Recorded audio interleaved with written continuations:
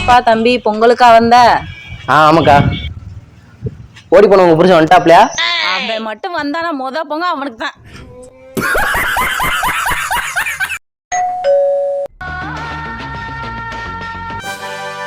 வா மாமா, எப்ப வந்த?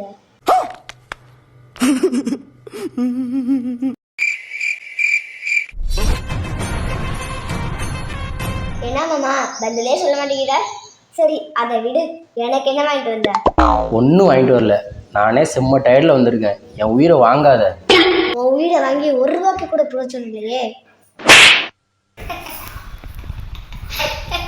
சரி, மாட்டு பொங்கலுக்கு லீவ் விட்டுருக்காங்களே, நீ என்ன மாடா? போகி என்னைக்கு வந்திருக்கிய, உன்னை போட்டு கொளுத்திடுவா.